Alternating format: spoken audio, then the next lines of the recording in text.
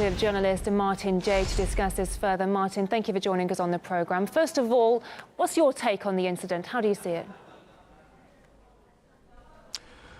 Well, it's extraordinary, isn't it? I mean, I think we should never underestimate the seriousness of what's happened. We have to go back into 2015 before a Russian jet was downed by a Western ally. That would be Turkey in that case, and the implications then were huge. Mr. Erdogan moved very quickly to repair that situation rather than let it get out of hand. And I think now, isn't it interesting that just a matter of hours after Russia and Turkey managed to sign a deal which could mean the beginning, or certainly the auspices of the end of the Syrian war, that the West reacts so quickly with French naval bombardment and this extraordinary Israeli airstrike in a bizarre part of the country. And, you know, the reports we're getting really do raise some questions about what was really behind this strike. I mean, defense installations, power outlets, and so forth, that breaks away from Israel's traditional pattern of hitting Hezbollah-linked targets, whether they're weapon facilities or transport facilities supplying Hezbollah in Lebanon. So I think a number of questions are being raised now, but chief amongst all those questions, I think in my view, is how much longer can this strange relationship, this delicate, tenuous balancing act between the East and West, between Russia and America's biggest ally in the region, Israel. How long can that carry on? If we look back just a few weeks ago, Netanyahu returned from Moscow quite happy that he secured some sort of agreement, if not a verbal one at least, with Mr. Putin over Iranian positions in the south of Syria. And this is one of the issues which is really making Israel very skittish at the moment, is that with the war coming to an end and Assad emerging as a victor, it seems increasingly significant and likely that Iran will build more military installations in Syria. So Iran is really one of the key issues here, which is at the core of the issue. But, you know, the question still remains: how much longer can this relationship last? How much longer will Mr. Putin in Russia put up with this strange arrangement with Israel, whereby it's allowed to carry out these sort of sorties and strike Hezbollah or Iranian and even Assad positions, and still remain some sort of an ally, in inverted commas, with Moscow?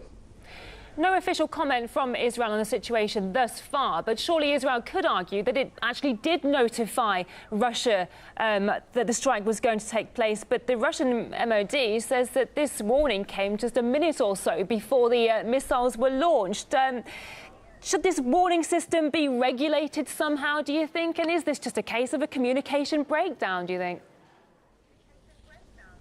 I don't think it's a communications breakdown. I think it's quite tactical and quite deliberate on the side of the Israelis to give a warning of some sort, but leave it to the absolute last second.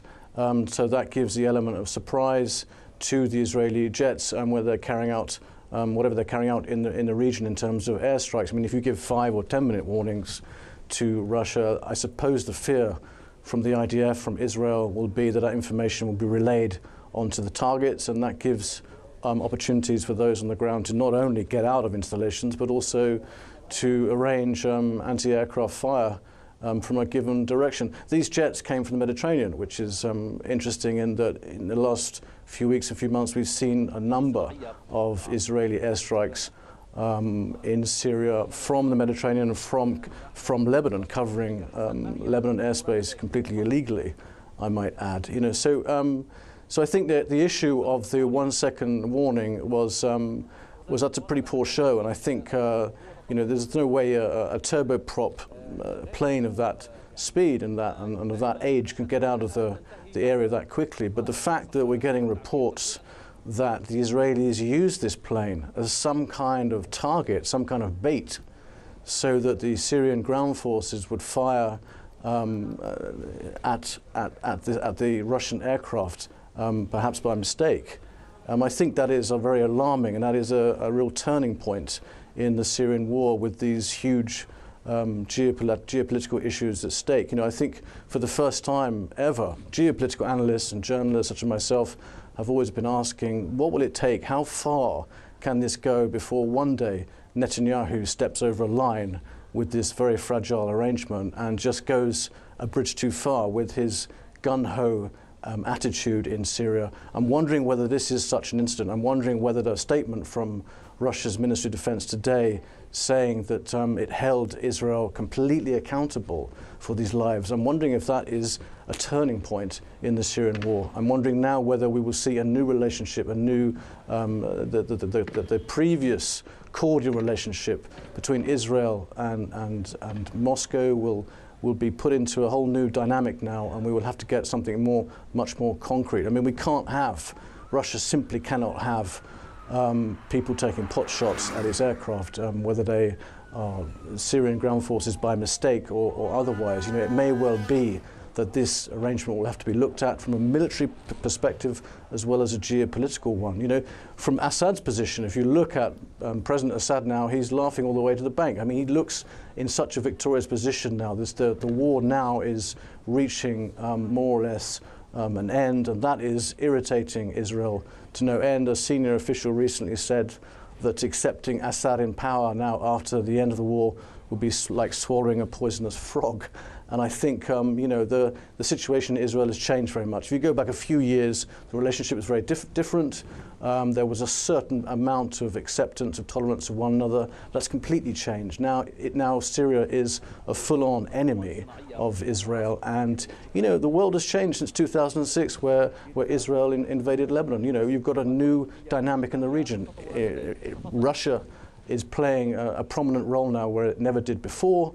The Iranians are supplying Hezbollah in Lebanon with much more sophisticated rockets targeted at Israeli cities. You know, and I think the feeling from all of the big players on the ground here is that Israel is going to have to accept this new dynamic, this new world order in the region. You know, and just put up with these Iranian positions right across Syria. And I think this is really what this whole debate is about, is that we've reached a point where Israel is starting to blow fuses. It's starting to lose its cool over Iranian positions in Syria. And I think now, the focus now, the spotlight will be on Mr. Putin, whether he decides to keep his word and to keep those Iranian positions back 20, 30 kilometers from Israel's border, or whether he wishes to use that as a bargaining chip to say to the Israelis, no, you had it good before, I kept my word, but you let me down, now we have to draw up the rules completely. Indeed. Coming back to something you said earlier about the size of the Russian plane, as it appears from the Russian Ministry of Defense that the Israeli plane had hid behind the Russian plane, resulting in a friendly fire that brought it down. Do you think the fact that that Russian plane was so large and far less mobile than the Israeli fighters, that this played a part? Was it just a sitting duck in the situation? Oh, I think the big question is whether those Israeli pilots took that into their own initiative to use the plane as a sitting duck, or whether they were given instructions on the ground back in Israel to do so. But you know, I think if it really was used as bait, if it really was used as a sitting duck, as you put it, then we have to ask ourselves, well, what's really going on now with Israel? Are they really playing a proper game? Are they really respecting their word and behaving in a cordial manner with the agreements that they've struck with Russia in the region? You know, you've got to remember that Israel is really the only Western player in Syria now, with the Americans almost completely out of the game, and it feels vulnerable. It feels as though it's not taken very seriously by the Russians. If you go back 2 years and look at what Mr. Trump did with Mr. Putin, they drew up a Syria peace plan, an informal one, and didn't even consult Israel. That resulted in a bit of a tantrum in Tel Aviv with Netanyahu and his officials at that time. We seem to be repeating the same thing. You know, Israel feels very vulnerable. It doesn't feel as though it's being taken seriously by anybody, East or West, Russia or the Assad or the Iranians on the ground. And I think these strikes are a symptom of that insecurity. There's a certain desperation in what we've seen with this airstrike on this military surveillance plane, but definitely a game changer. This is really a tipping point. I mean, this is really serious, and I think the statements that will come in the next few hours from Mr. Netanyahu's office will be a massive game changer in Syria. Indeed. Investigative journalist Martin Jay, thank you for joining us on the programme today. We appreciate it. Well, meanwhile,